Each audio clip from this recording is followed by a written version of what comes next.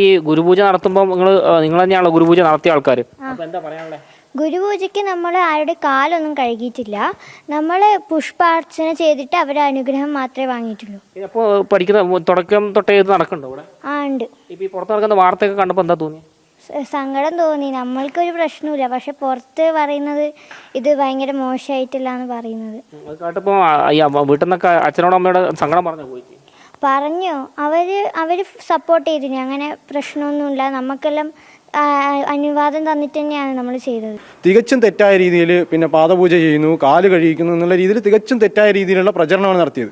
ഇതിൽ ശരിക്കും പറഞ്ഞാൽ നമ്മളെ വിദ്യാലയത്തിൽ അതേപോലെ മറ്റു കുട്ടികൾക്കെല്ലാം വലിയ രീതിയിലുള്ളൊരു എന്താ പറയുക മാനസികമായ ബുദ്ധിമുട്ട്. കാരണം ഞങ്ങൾക്കിപ്പോൾ നമ്മൾ ചെയ്തതല്ല, ശരിക്കും സമൂഹത്തിലേക്ക് എത്തിയത് മറ്റൊന്നാണ്. ഈ നാട്ടിലുള്ള എല്ലാവർക്കും അറിയാം എന്താണ് ഇവിടെ സംഭവിച്ചെന്നുള്ളത്. ശരിക്കും തെറ്റായ രീതിയിലാണ് ഇതിൻ്റെ പ്രചരണം നടത്തിയിരിക്കുന്നത്.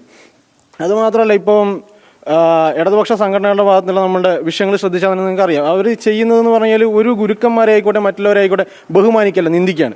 അവരെ സംബന്ധിച്ചിടത്തോളം ഈ കുട്ടികൾ ഇപ്പോൾ വന്ന മാഷുമാരെ കസേര വലിച്ച് താഴെ ഇട്ടിരുന്നെങ്കിൽ അവർക്ക് സന്തോഷമാണ്. ഇത്തരം ആളുകളോട് ഞങ്ങൾക്ക് പറയാനുള്ളത്, ഇനിയിപ്പോൾ ഇവിടെ മാതൃപൂജ വരുന്നുണ്ട്, ഇവിടെ അമ്മമാരെ പാത കഴിക്കുന്ന പരിപാടിയുണ്ട്, നിങ്ങൾക്ക് പ്രതിഷേധിക്കും.